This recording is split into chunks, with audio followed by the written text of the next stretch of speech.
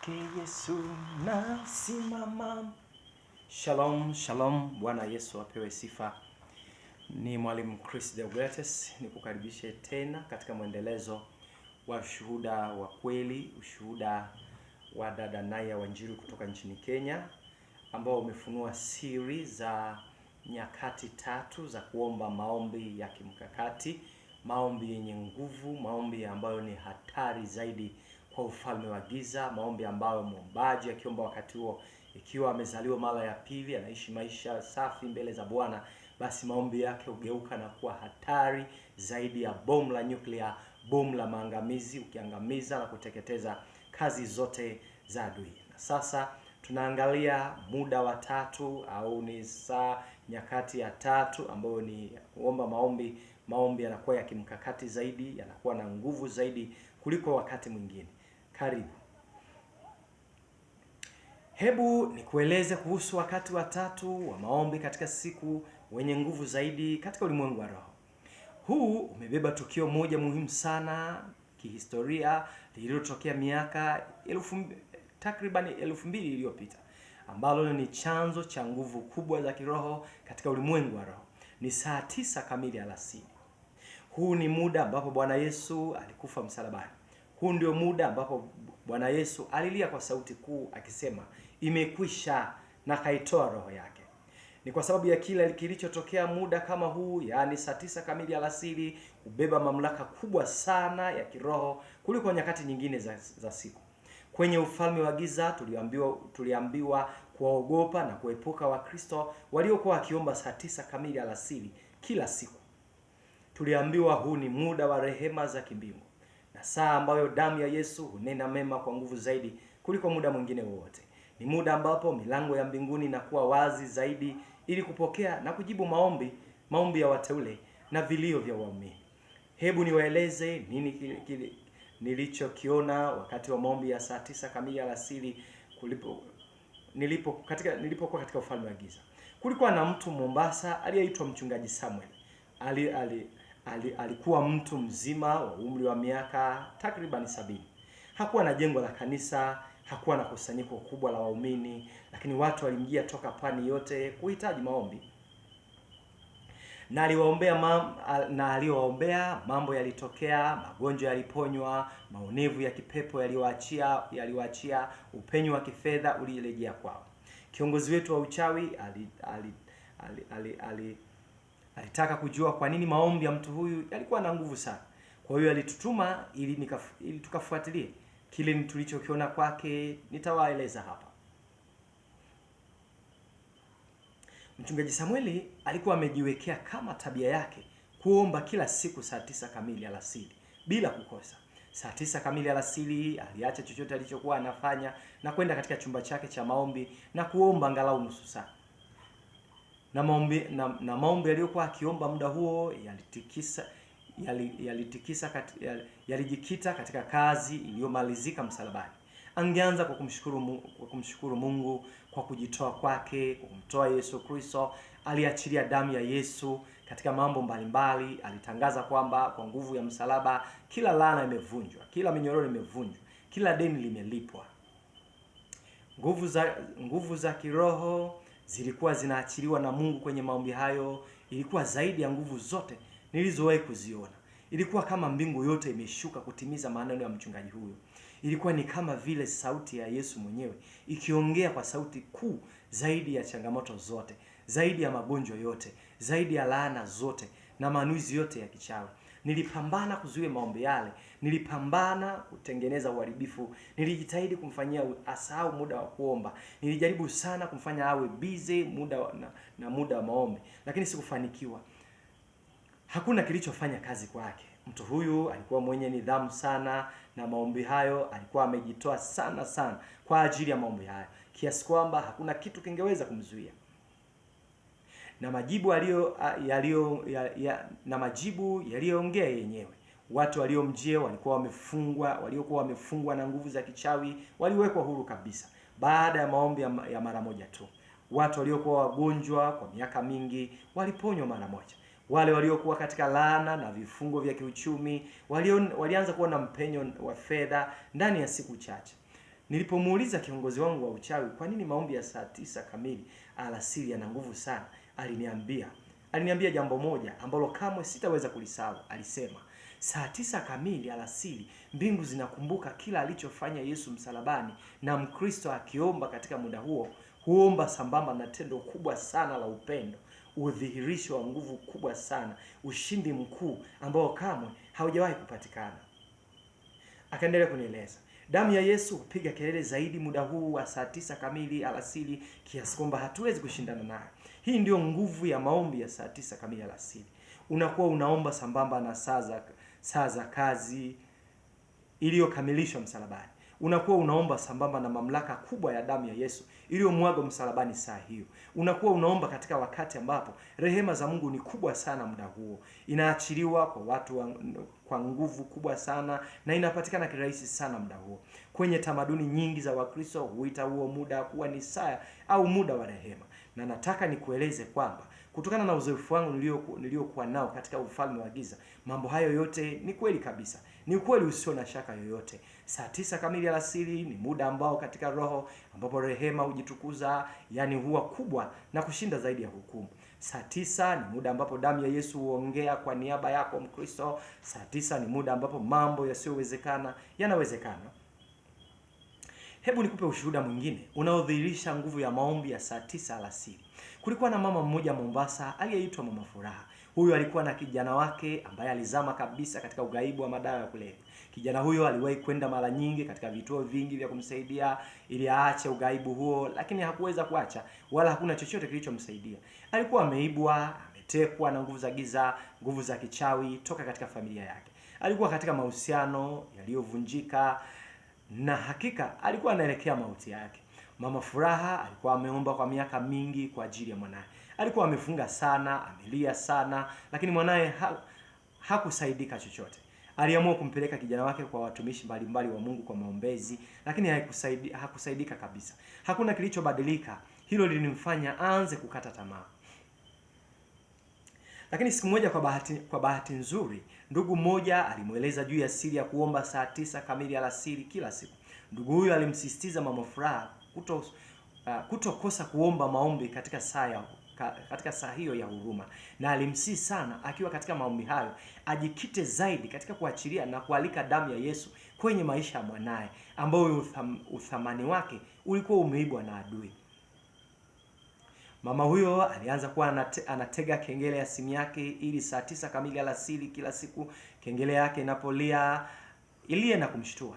Haikujalisha yuko wapi au alikuwa anafanya nini, aliacha kila kitu mara moja na kwenda kuomba kwa ajili ya kijana wake mlevi. Lakini katika kuomba alisema, kwa damu ya Yesu iliyomwagika msalabani, saa kama hii namfunika mwanangu, ugaibu wote umevunjika kwa damu ya Yesu, kila ushawishi wa adui ndani yake umevunjika kwa damu ya Yesu, kila laana katika maisha yake imeshindwa kwa damu ya Yesu. Bwana Yesu alikufa saa hii kwa ajili yake, ninatangaza ushindi juu ya maisha yake kuanzia sasa. Aliomba hivyo kwa miezi 3 mfululizo bila kukosa wala kuchelewa. Nami nilikuwa mmoja wa mawakala wa kichawi waliotumwa kuhakikisha wanamweka katika vifungo vya kichawi ili aendelee na ugaibu huu. Ninachoweza kushuhudia ni kwamba maombi ya mama huyo yalikuwa yanavunja vifungo vyetu vya kichawi vilivyokuwa vinamfunga na kumshikilia kwenye ugaibu wa madawa ya kulevya. Kila siku saa 9 kamili alasiri nilikuwa nashuhudia nguvu ya damu ya Yesu ikivunja minyororo yote ya kichawi tuliyokuwa tunamfunga. Madhabahu yetu tuliyokuwa tunaitumia kummiliki kijana huyu zilianguka moja baada ya nyingine, tena vipande. Hebu nikushuhudie kuhusu nini kiliendelea kwa miezi ile 3 mfululizo baada ya maombi. Maana itakutia nguvu yeyote unayemwombea mtu aliye katika vifungo vya kichawi na ambaye bado hauoni matokeo yoyote kwa mtu huyo kufunguliwa. Mwezi wa kwanza wa maombi hayo hakuna chochote kilichoonekana kubadilika katika ulimwengu wa kimwili. Kijana aliendelea kutumia madawa ya kulevya, aliendelea kuiba, alikuwa akiendelea kudanganya kama kawaida.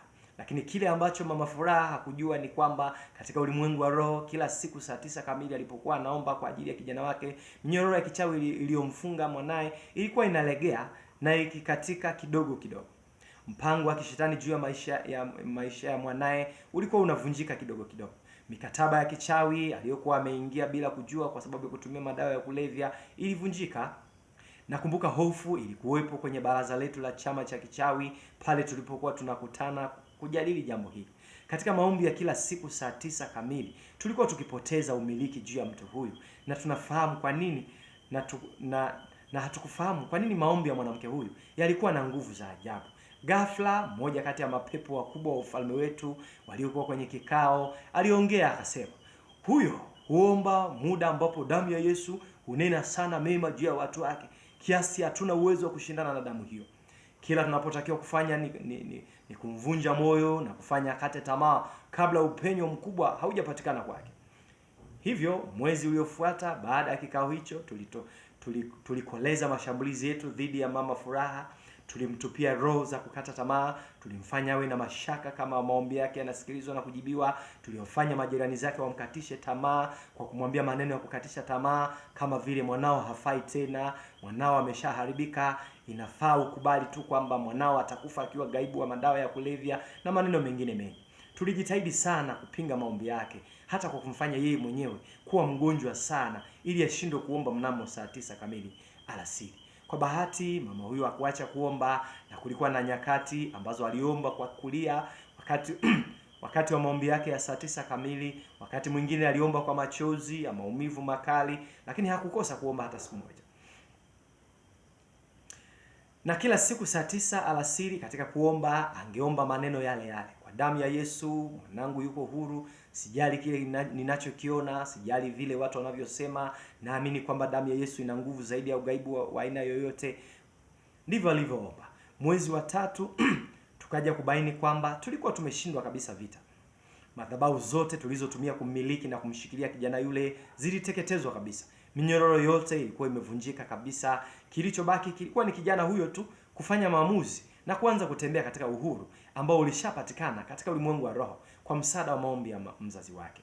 Baadaye ilikuja kutokea siku moja, kama vile mtu alimshika mkono wake, hakuweza tena kuchukua madawa kwa mkono wake na kuyaleta mdomoni mwake tena.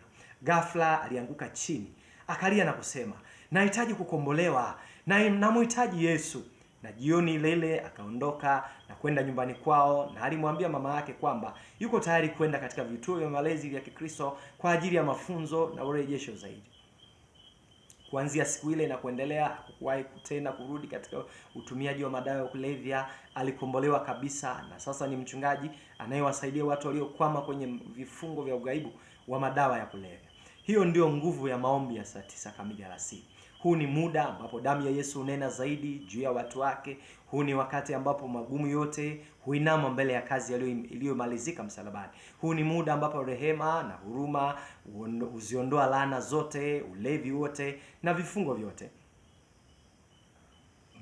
Sasa nitakueleza ni nini kinatokea endapo Mkristo ataomba katika nyakati hizi zote 3. Kama mtu huomba kila siku alfajiri, alasiri ya saa 9 kamili na usiku wa manane, hugeuka na kuwa nguvu kubwa ya kiroho ambayo ufalme wa giza hauna uwezo wa kukinzana nayo. Kulikuwa na mchungaji mmoja Mombasa aliyeitwa Emmanuel. Alikuwa ni wa umri wa kati ya miaka 30 na 40. Alikuwa amesimika kanisa katika ujirani ambao ulikuwa maarufu sana kwa shughuli za kichawi. Familia nyingi maarufu katika eneo hilo zilikuwa zimejiunga na mambo ya kichawi na nguvu za giza za kichawi kutoka majini. Alipoanza kuhubiri Injili, kulikuwa na mtandao mkubwa wa kichawi uliojipanga kushambulia afya yake, familia yake, na tukatengeneza magomvi miongoni mwa washirika wake ili kumkatisha tamaa na kufanya aondoke katika eneo hili. Na kwa mwaka wa kwanza ilionekana kama tunafanikiwa hivi. Kanisa lilidumaa. Alikuwa kila siku anashughulikia tatizo moja badala nyingine kwa waumini wake. Alikuwa amechoka na mwenye msongo wa mawazo na tayari kukata tamaa na kuondoka. Kwa bahati alihudhuria kongamano ambako mhubiri alifundisha kuhusu nguvu ya maombi ya kimkakati, na katika mafundisho hayo alisisitiza zaidi kuhusu maombi ya alfajiri na mapema, maombi ya usiku wa manane na maombi ya saa 9 kamili alasiri kama ndio nyakati za maombi yenye nguvu zaidi. Kisha mchungaji huyo akafanya maamuzi. Aliamua kujidhabihu kuomba katika nyakati zote 3 muhimu kwa siku 90 mfululizo bila kukosa. Na hakuomba kwa mazoea tu, bali kuanzia hapo alianza kuomba kwa bidii na malengo. Asubuhi na mapema angeomba kupata uelekeo na mkakati juu ya huduma yake kwa siku nzima. Usiku wa manane aliomba maombi ya kushindana, maombi ya vita vya kiroho, maombi ya ukombozi, kuharibu na kuzifunga roho zote za kishawi zinazofanya kazi katika eneo hilo. Na kila siku saa 9 kamili alasiri aliomba maombi ya rehema, akimwomba Mungu kuokoa roho za watu waliofungwa na uchawi wa eneo hilo na kuvunja vifungo vyote vya kishawi vinavyofunga watu wa eneo hilo ili wasiokoke. Mabadiliko yaliyotokea yalikuwa ya kushangaza. Ndani ya mwezi mmoja wa maombi, katika nyakati zote tatu, niliona kwamba nguvu yetu ya uchawi katika eneo lile ilianza kupoteza nguvu. Roho chafu tulizozituma kuharibu huduma yake hazikufanya kazi kabisa. Laana tulizokuwa tumezimtamkia zote zilivunjika kabisa. Watu tuliowatuma kwenda kumpinga walianza kumkubali na kupunguza upinzani wao. Mwezi uliofuata, watu toka katika eneo hilo walianza kwenda kanisani kwake. Hawa hawakuwa watu wa kawaida tu, bali walikuwa watu wale ambao walikuwa magwiji katika ufalme wetu wa giza. Walienda kanisani kusikiliza mahubiri na kupata maombezi, na baadaye walikiri neema ya wokovu na wakapokea ukombozi kamili. Mwezi wa tatu, kiongozi wetu wa uchawi aliitisha kikao cha dharura, maana tulibaini kuwa tumepoteza umiliki wa eneo hilo lote. Ngome zetu kuu zilikuwa zimeangushwa, madhabahu zetu na vilinge vyote vya kichawi vilikuwa vimebomolewa kabisa. Watu waliokuwa wanakuja kwetu kwa ajili ya kupata msaada, walioenda kwa waganga wa kienyeji ambao ni mawakala wetu kupata msaada, sasa walianza kwenda kanisani kwa mchungaji Emmanuel, na tulikuwa hatuwezi kufanya lolote ili kumzuia. Mwisho wa zile siku 90, kanisa lilikuwa limeongezeka watu kutokea watu 15 mpaka zaidi ya watu 200. Na anga lote la kiroho la eneo lile lilibadilika kabisa. Palikuwa na giza na uchawi, makandamizi ya kichawi na hofu. Sasa kulikuwa na nuru kuu, uhuru na furaha kuu. Na haya ndiyo yaliyotokea ikiwa utaomba katika nyakati hizi muhimu za kimkakati zote tatu bila kukosa hata moja. Unapoomba kwa nyakati zote tatu katika maisha yako, unakuwa unaamuru utawala wa anga lako la kiroho kwa siku nzima tokea mawio hadi machweo. Unakuwa unazuia unazuia na kuharibu mikakati ya kichawi ya usiku wa manane. Unaachilia damu ya Yesu na kuachilia rehema kwa watu kila saa 9 kamili alasiri. Na kama utafanya hivyo mfululizo, utageuka na kuwa nguvu kubwa isiyowezwa kuguswa wala kuzuiliwa na ulimwengu wa kichawi. Sasa nitoe ushauri kwa jinsi ya kuanza ratiba hii ya kuomba maombi ya kimkakati. Nikukaribishe katika sehemu hii ya 4 ambayo tutaangalia ushauri wa dada Naya Wanjiru, namna gani unaweza ukaanza haya maombi, kwa sababu yamkini wengi wanaweza wakaona ni haiwezekani, ni magumu, nitawekaje ratiba, lakini mshuhudiaji anao ushauri. Nami nikukaribishe, karibu katika sehemu ya 4 ya ushuhuda wetu, ili upate kusikia, ili upate kupokea ushauri wa mshuhudiaji, ili ukiufanyia kazi, naamini utatoka katika hatua moja na kwenda hatua nyingine. Nirudie tena kusema, ni Mwalimu Chris Deogratias, Goshen One Injili na Ushuhuda TV.